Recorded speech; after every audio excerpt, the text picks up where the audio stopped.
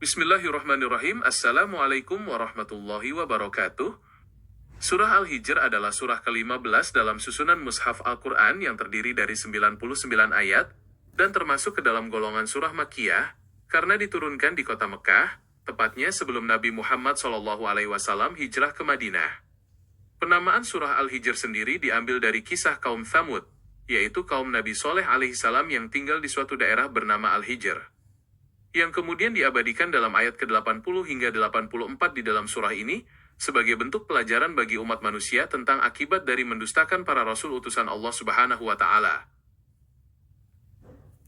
Al-Hijr merupakan salah satu surah yang memiliki kandungan makna yang sangat dalam, di mana pokok isi utamanya berkisar pada penegasan kebenaran Al-Quran, serta jaminan pemeliharaan kitab suci tersebut secara langsung oleh Allah Subhanahu wa Ta'ala dari segala bentuk pemalsuan dan perubahan. Di samping itu, surah ini memuat kisah-kisah agung mengenai para nabi dan umat terdahulu sebagai bentuk hiburan serta keteguhan bagi Nabi Muhammad SAW dalam menghadapi penolakan kaum musyrikin Quraisy, sekaligus sebagai peringatan keras bagi orang-orang yang mengingkari ayat-ayat Allah Subhanahu wa Ta'ala. Secara garis besar, aspek-aspek penting yang terkandung di dalam surah Al-Hijr mencakup bidang akidah yang mengukuhkan keimanan kepada keesaan Allah Subhanahu wa Ta'ala serta hari kiamat, bidang kisah sejarah umat terdahulu seperti kisah penciptaan Nabi Adam alaihissalam dan pembangkangan iblis, serta kisah kaum Nabi Lut alaihissalam dan kaum Thamud. Selain aspek akidah dan sejarah, surah ini juga memuat aspek hukum serta pendidikan moral yang mengajarkan pentingnya kesabaran dalam berdakwah, anjuran untuk senantiasa bertasbih dan beribadah kepada Allah Subhanahu wa Ta'ala, serta ketetapan bahwa rahmat Allah Subhanahu wa Ta'ala sangat luas bagi hamba-hambanya yang bertobat, namun azabnya juga sangat pedih bagi mereka yang tetap ingkar. Aspek keimanan yang ditekankan di dalam surah Al-Hijr berpusat pada bukti-bukti kekuasaan dan keesaan Allah Subhanahu wa Ta'ala melalui penciptaan alam semesta yang teratur, hamparan bumi yang luas, penciptaan gunung-gunung, serta penyediaan rezeki bagi seluruh makhluk hidup yang semuanya menunjukkan kemahakuasaan Sang Pencipta. Penegasan mengenai eksistensi hari kiamat dan pertanggungjawaban amal perbuatan manusia juga menjadi sorotan utama dalam surah ini, di mana setiap jiwa kelak akan menerima balasan yang adil atas apa yang telah mereka kerjakan selama hidup di dunia, tanpa ada satupun amal yang terlewatkan oleh pencatatan Allah Subhanahu wa Ta'ala. Kisah penciptaan manusia pertama, yaitu Nabi Adam alaihissalam dari tanah liat yang kering, dan pembentukan bentuk tubuhnya yang sempurna diabadikan secara rinci dalam surah ini, untuk menunjukkan kemuliaan serta kebesaran ciptaan Allah Subhanahu wa Ta'ala. Peristiwa sujudnya, seluruh malaikat kepada Nabi Adam alaihissalam atas perintah Allah Subhanahu wa Ta'ala turut dikisahkan sebagai bentuk penghormatan kepada manusia, sementara penolakan iblis karena kesombongannya menjadi pelajaran abadi mengenai sifat iri dan takabur yang membawa kepada kebinasaan. Kelanjutan kisah kaum Nabi Lut alaihissalam dalam surat Al-Hijr menggambarkan betapa dahsyatnya azab yang ditimpakan kepada kaum yang melampaui batas dengan perbuatan keji mereka, di mana negeri mereka dijungkir balikan dan dihujani dengan batu dari tanah yang terbakar sebagai peringatan bagi orang-orang yang memperhatikan tanda-tanda kebesaran Allah Subhanahu wa Ta'ala. Bagian akhir dari surah ini juga memuat penegasan kembali tentang kebenaran Al-Quranul Karim yang diturunkan kepada Nabi Muhammad SAW, serta perintah untuk tetap bersabar menghadapi cercaan orang-orang kafir sambil terus menyucikan nama Allah Subhanahu wa Ta'ala melalui ibadah yang istiqomah hingga datangnya kematian.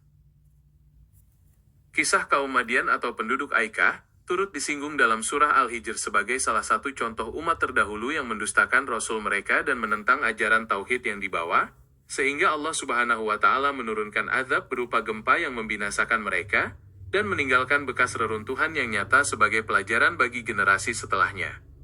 Penjelasan mengenai kaum Al-Hijr sendiri, yang mendiami daerah pegunungan batu dengan membangun rumah-rumah yang megah dan merasa aman dari segala ancaman dijelaskan secara mendalam untuk menunjukkan bahwa kekuatan fisik dan kemajuan peradaban dunia tidak akan mampu menyelamatkan manusia dari kemurkaan Allah Subhanahu wa Ta'ala ketika mereka menolak petunjuk kebenaran.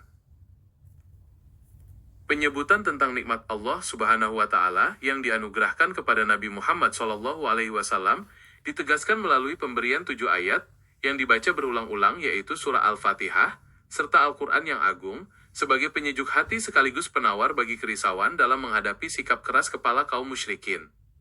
Peringatan tegas agar Nabi Muhammad SAW tidak memanjakan pandangan terhadap berbagai kenikmatan duniawi yang diberikan kepada golongan kafir serta sikap tawadu dan rendah hati terhadap kaum mukminin turut ditekankan sebagai teladan moral tertinggi dalam mengemban misi risalah Islam. Perintah Allah Subhanahu wa Ta'ala kepada Nabi Muhammad SAW untuk menyampaikan dakwah secara terang-terangan dan berpaling dari orang musyrik yang memperolok-olok ajaran Islam diuraikan dengan jelas sebagai fase penting dalam perjuangan menegakkan kalimat tauhid di muka bumi. Jaminan perlindungan dari Allah Subhanahu wa Ta'ala terhadap gangguan serta olok-olok orang yang memperolok Rasulnya disebutkan sebagai peneguhan mental yang kokoh bahwa Allah Subhanahu wa Ta'ala senantiasa mencukupi segala urusan hambanya yang ikhlas berjuang di jalannya hingga tercapainya kemenangan risalah Islam. Ayat-ayat penutup dalam surat Al-Hijr juga menggarisbawahi perintah agar Nabi Muhammad SAW senantiasa menyucikan Tuhan dengan memujinya, serta termasuk ke dalam golongan orang-orang yang sujud dalam beribadah, hingga keyakinan yang pasti atau kematian datang menjemput. Konsistensi dalam beribadah dan kepatuhan mutlak kepada perintah Allah Subhanahu wa Ta'ala, hingga akhir hayat menjadi pesan penutup yang sangat mendalam dari surah ini, menunjukkan bahwa keteguhan iman dan amal soleh merupakan bekal utama seorang hamba dalam menghadap Sang Khalik. Penggambaran kondisi manusia di akhirat kelak yang penuh dengan kedamaian dan ketentraman bagi para penghuni surga, turut dijelaskan di dalam surat Al-Hijr, di mana mereka dipersilakan masuk dengan penuh keselamatan dan rasa aman, tanpa ada sedikit pun rasa takut atau duka cita di dalam hati mereka. Penyucian jiwa dari segala sifat dengki, iri, dan permusuhan di antara para penghuni surga, digambarkan melalui keadaan hati mereka yang bersih seperti bersaudara, yang duduk berhadap-hadapan di atas dipan yang penuh kemuliaan sebagai balasan atas ketakwaan mereka selama di dunia.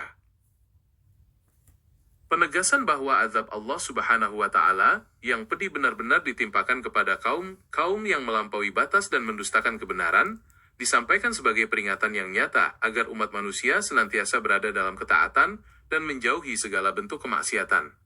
Peringatan keras mengenai akibat buruk dari perbuatan mempersekutukan Allah Subhanahu wa Ta'ala dan menolak petunjuk Rasul-Rasulnya dijelaskan secara berulang untuk menggugah kesadaran akal dan hati manusia, agar segera kembali kepada jalan yang lurus sebelum azab dunia maupun akhirat benar-benar menimpa mereka. Peringatan keras mengenai akibat buruk dari perbuatan mempersekutukan Allah Subhanahu wa Ta'ala dan menolak petunjuk Rasul-Rasulnya dijelaskan secara berulang untuk menggugah kesadaran akal dan hati manusia, agar segera kembali kepada jalan yang lurus sebelum azab dunia maupun akhirat benar-benar menimpa mereka. Demikianlah uraian mendalam mengenai surah Al-Hijr ini, yang tentunya tidak seluas dan sedalam makna yang sebenarnya terkandung di dalam kitab suci Al-Quran, melainkan hanyalah sekelumit hikmah dan pelajaran berharga yang dapat dipetik. Semoga setiap butir ayat yang telah diuraikan mampu melembutkan hati, menambah keimanan, serta menjadi cahaya penuntun bagi kita semua dalam menjalani kehidupan di jalan Allah Subhanahu wa Ta'ala. Wabillahi taufiq wal hidayah. Wassalamualaikum warahmatullahi wabarakatuh. Assalamualaikum warahmatullahi wabarakatuh. Saya ingin menyampaikan, bagi saudara-saudara yang menyimak semua ulasan yang ada pada channel ini, silahkan kalau ada keinginan untuk mendownload atau mengcopy dan melakukan editing apa yang ada atau diolah sendiri ke channel Anda. Saya Abu Bakar Abdullah sebagai pembuat channel, mengizinkan untuk hal tersebut, agar Anda mendapatkan manfaat dengan menyebarkan ilmu, supaya mendapatkan kebaikan, dan mohon niatkan sebagai amal jariyah, agar pahala selalu mengalir pada saudara, dan semoga bermanfaat bagi yang mendengarkan. Dan mohon maaf jika ada sesuatu yang kurang berkenan atau kurang dimengerti penjelasannya. Dan kalau ada komentar atau pertanyaan silahkan ditulis di kolom komentar. Atau dapat menghubungi kami.